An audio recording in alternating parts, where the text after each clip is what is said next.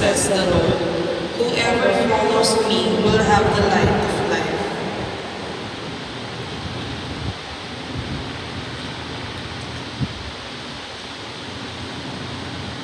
The Lord be with you. And with your spirit.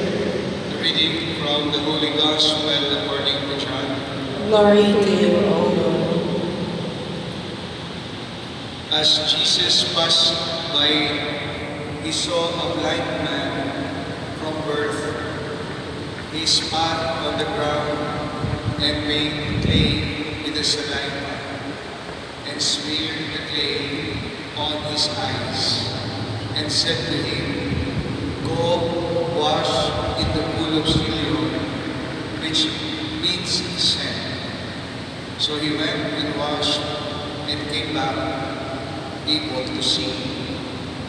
His neighbors and those who had seen him earlier as a beggar said, "Isn't this the one who used to sit and beg?" Some said, "It is," but others said, "No, he just looks like him." He said, "I am." They brought the one who was once blind to the Pharisees. Now Jesus made clay and opened his eyes on the Sabbath. So then the Pharisees also asked him how he was able to see. He said to them, "He put clay on my eyes, and I washed, and now I can see." Some of the Pharisees said, "This man is not from God, because he does not keep the Sabbath." But others said, "How can a sinful man do such signs?" And there was a division among them. So they said to the blind man again, "What do you have to say about him, since he opened your eyes?" He said, "He is a prophet." They answered and said to him, "You were born totally in sin, and are you trying to teach us?" Then they threw him out.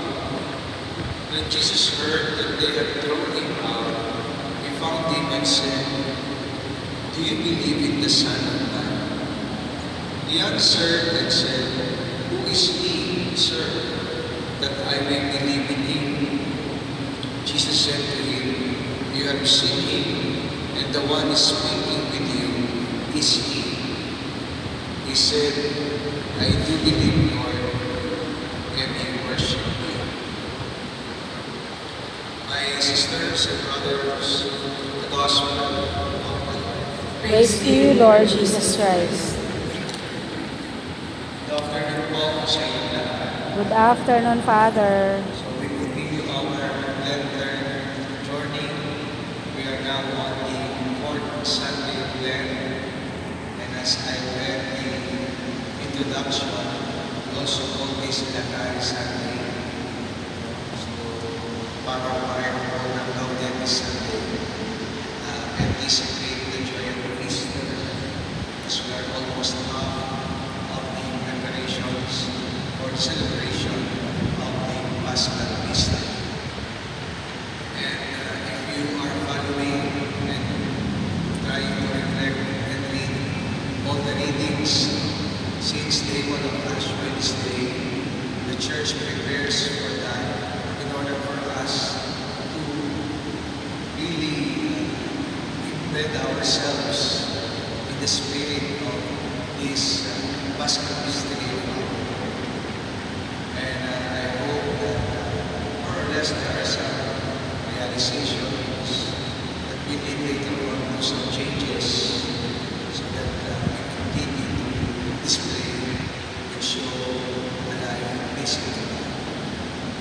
In our readings today, particularly in the Gospel, we heard actually the long form, but I just read the short form of the story of the blind man, or blind man, and the healing of the blind man on a Sabbath something Jewish authorities then could not take.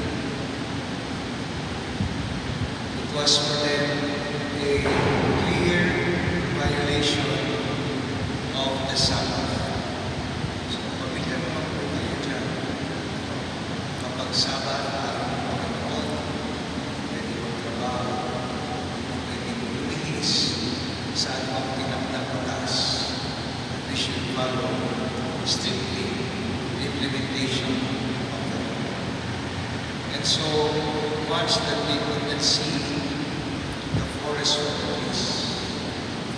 And the Jews overlooked the real need of the blind man, which was to regain his sight. Jesus was teaching them to become sensitive to the human condition and to promote the human good.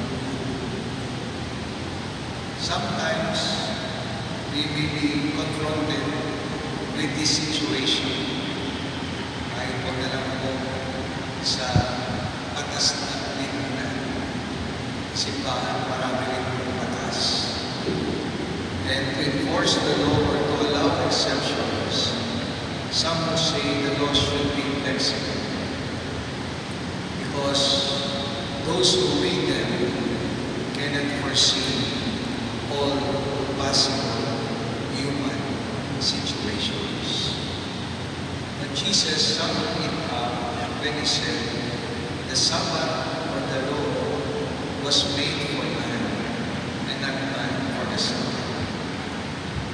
The blind man who is the personality in our gospel this Sunday himself started and was being interrogated that what he is sure of is that before he was blind, but now he can see.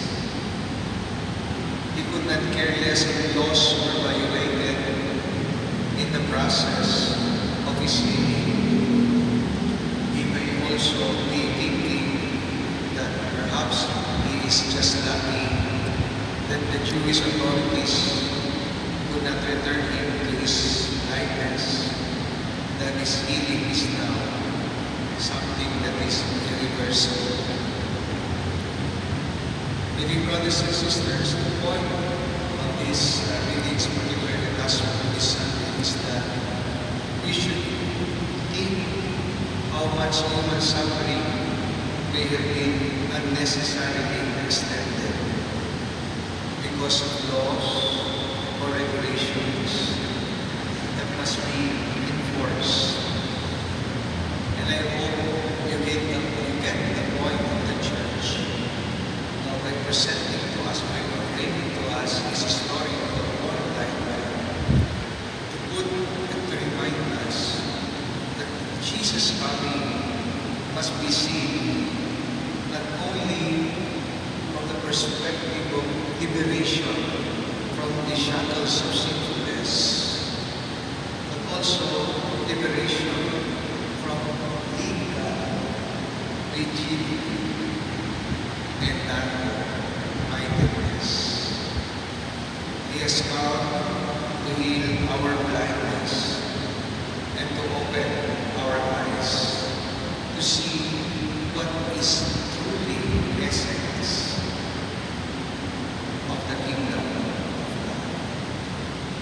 So this experience of the blind man somehow does not only confine to the power of our Lord to heal our infirmities, but He is also healing us to refrain from our sometimes unfounded biases for one another, so that we may truly see the examples of Jesus, how we will be able to see our lives from the perspective of the kingdom of God.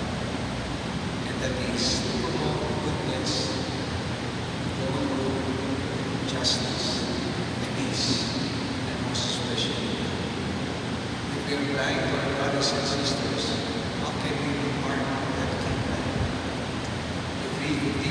judge one another without trying to understand the person, how will you be able to love and grow peace? Kaya nga sa mundo ngayon, ito na harap sa maraming gera dahil maraming bulag. Bulag sa galing, bulag sa inanakit, bulag sa pagsiselos, bulag sa kapatid. Kaya tuloy ay magulo at nakakailangan ng mga ganitong pagpapala mula sa Diyos. At umpisahan na natin sa ating mga sarili. Like the blind man, there are some things that we cannot understand. There are laws and regulations which we have to follow. But in the process, let us trust and come to Him so that He may heal us. Not only our physical infirmities, but especially our heart and hearts, so that we may strengthen our life and have a life of peace. Amen.